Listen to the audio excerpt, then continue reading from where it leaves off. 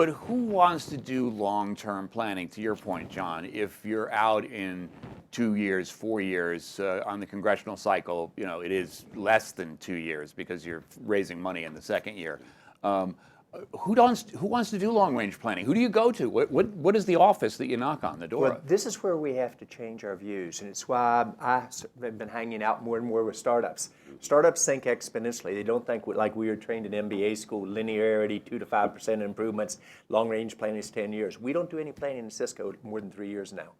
If you can't get done in 3 years what you used to get done in 10, you're out of business. And so when you talk about the first digital country, it was Israel. End-to-end architecture, GDP growth, inclusion of minorities, the Arab population, the Orthodox Jewish population, movement of cities to the south, a new generation of startup capabilities, and Netanyahu, Shimon Peres, the political parties actually came together, didn't fight each other, and said this is important to our future of our country, and they implemented it in 2 years. In fact, I think when you talk about smart cities, you've got to have your overall architecture, and you've got to have a plan for the prioritization by groups, the end results you want. Paint the picture of Barcelona as your end result, and say, here's how I'm going to get there, but here's the first year, here's the second year, and you've got to do it during the mayoral cycles, because without a strong mayor, she or he won't get it done. So you have to be much quicker than before, and if you talk to anybody about 10 years, they're going to go to sleep on you. And it's how do you bring this to light, and then it's how do you produce outcomes, not technology. And you have to know current state. This is where partners like Black and Veatch are great, because some of these ideas are fantastic, but they have to know whether or not they have an infrastructure that can even accommodate some of the adaptation. Yeah. All right, so Marty, let's can you do it in 2 years? Sure. Yeah. If you go to India, they can do it in a heartbeat. I mean, you can What about mobilize here? lots of resources. Well, we're doing the City Bridge project here in New York City, where we're replacing these 8,000 phone booths with Wi-Fi kiosks, and that's 2 years.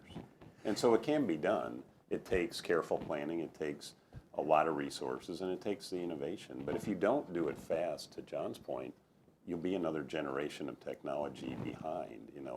If we were still building 2G networks in America, we'd be, so far behind because the technologists are advancing so quickly. So speed certainly matters in the long run. Speed only works if you have a process behind it. That's what I think Edison got so well. When I read his works, I said, that's what we're trying to do. How do you move with speed? But it only works if you have a replicatable process.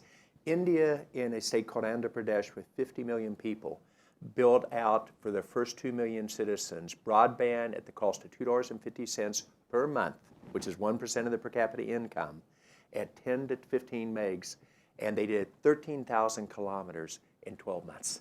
And they immediately went into schools, they immediately went into healthcare. France, which many of us said, France, is that a good place to do business? It's a great place to visit, a great place to have food.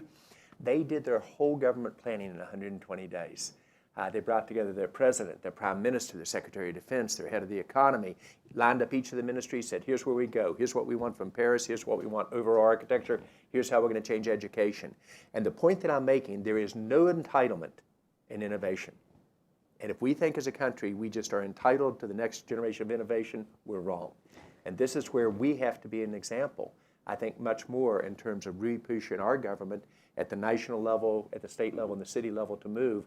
Because it's that infrastructure that will be the enabler of almost all innovation that occurs in technology and many of the concepts. It is that connectivity that changes everything. Let me push back just for a second. Sure. On that 120-day cycle that you talked about in France, what did they say they were going to do on day one, and what did they have on day 120, just to get down to specifics? So on day one, we did a handshake with the president and the prime minister.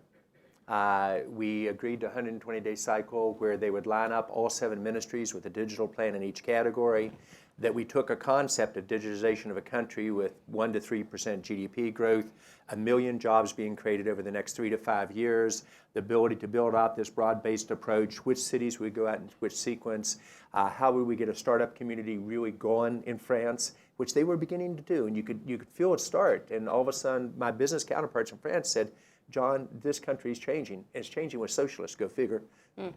Pardon me on my politics. It's kind of like Clinton did during the 90s on the internet era. I would have expected to be a Republican who did that. It was a Democrat. But he changed dramatically the approach on that. Fast forward 12 months later, the #1 country in Europe in January and February in startups, venture capital investments, was France. And so they did it in 120 days. We did not announce it. We had our plan, our stages to get there. We announced it. We were in full execution. The government delivered on everything they committed. Still a lot of work to go. But all of a sudden, instead of startups in France, once they get to 48 people coming to the U.S., because you get all the social burdens at 50, you have startups from the U.S. going back to France. And so it is this speed of innovation that I think it's important we keep. And think like a startup. Think exponentially, even if you're a company of $150 billion in sales.